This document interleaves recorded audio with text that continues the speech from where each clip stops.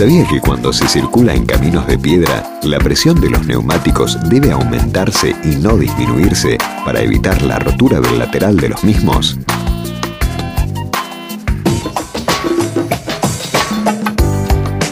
Y a propósito, seguimos con el mundo del auto desde Autotécnica, que hoy nos convoca al doctor Antedoro y a mí, Ricardo Delgado, en carácter de conductor o de co-conductor en esta ocasión.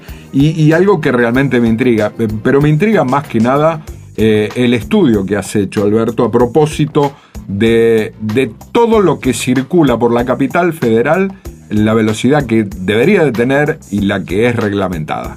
Sí, Ricardo, claro, el tema es que con tanta modificación de, códigos, legislaciones y demás, llegamos hoy a tener 10 velocidades en capital.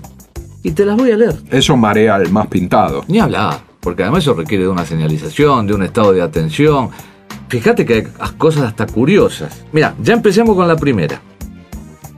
La velocidad permitida de 10 kilómetros por hora en calles semi-peatonales como Suipacha o Reconquista.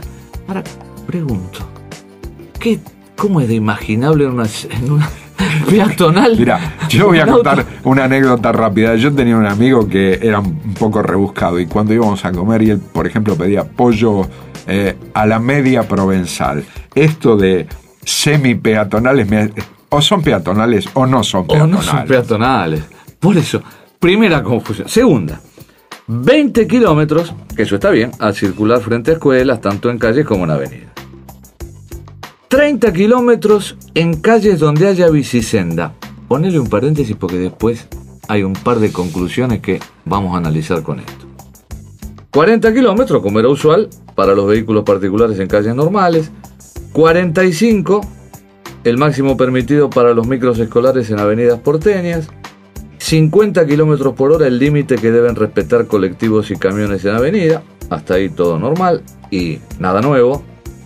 60 kilómetros rige para los autos particulares en avenida, para colectivos, micros escolares y ahora para camiones en vía rápida y autopista, con esta modificación que en las autopistas se necesita, que está criticado porque dicen que un camión a esa velocidad entorpece más que lo que agiliza, pero bueno, esa es la velocidad permitida. 70 kilómetros por hora en los tramos rápidos de avenida, solo para autos particulares. Yo digo, ¿solo para autos particulares? ¿Qué quiere decir? ¿Y los taxis qué? ¿Y los remises qué? Que son particulares. Son de alquiler, pero particulares. Claro, porque la norma dice solo para autos particulares como los colegios. Bueno, 80 kilómetros, esto también es curioso. La velocidad máxima permitida, 80 kilómetros por hora sobre la General Paz en el tramo entre el Riachuelo y Panamericana. O sea... ¿Y por qué los otros no? ¿Y por qué los otros no? Bueno.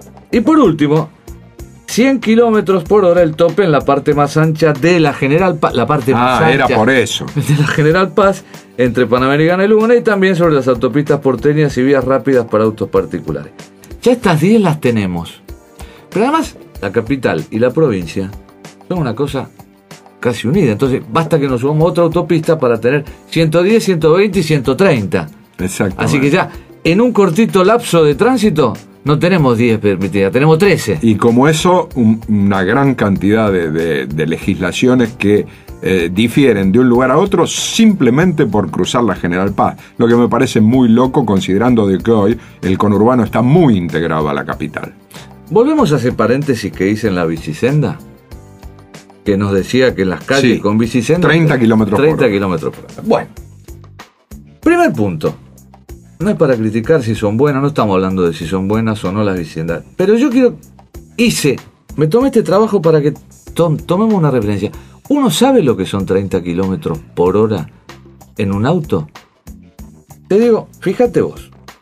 Una persona normal caminando, promedio, es del orden de los 5 a los 8 kilómetros por hora. Una persona caminando. En una bicicleta, esa velocidad puede ser de 20 a 30 kilómetros por hora. Estamos hablando de gente normal que conduce. O sea, los autos tendrían la misma velocidad que la bicicleta. La velocidad máxima promedio a la que una bicicleta común puede circular es de 45 kilómetros. O sea que ya alguien entrenado y con una bicicleta más o menos, no de carrera, una bicicleta más o menos, un poco más sofisticada, andaría más rápido que los autos. Con una diferencia. Un auto a esa velocidad de 30 kilómetros, que es la máxima permitida, lo podemos frenar casi instantáneamente. Una bicicleta a 30 o 45 kilómetros, ¿la podemos frenar a esa velocidad? No, absolutamente no. Los frenos son muy deficitarios de la bicicleta. Entonces, y además, ¿cómo mide la bicicleta? Porque en ningún lado dice la velocidad permitida para el auto. ¿No será un buen negocio poner una pyme, armar una pyme para fabricar velocímetros para bicicletas? Eso te iba a decir, Ricardo, ¿qué normativa encontramos? Nosotros tenemos que andar a 30, ¿y la bicicleta cuánto? Increíble. Por eso, dejo ese planteo abierto porque me llamó la atención y lo quería compartir. Increíble.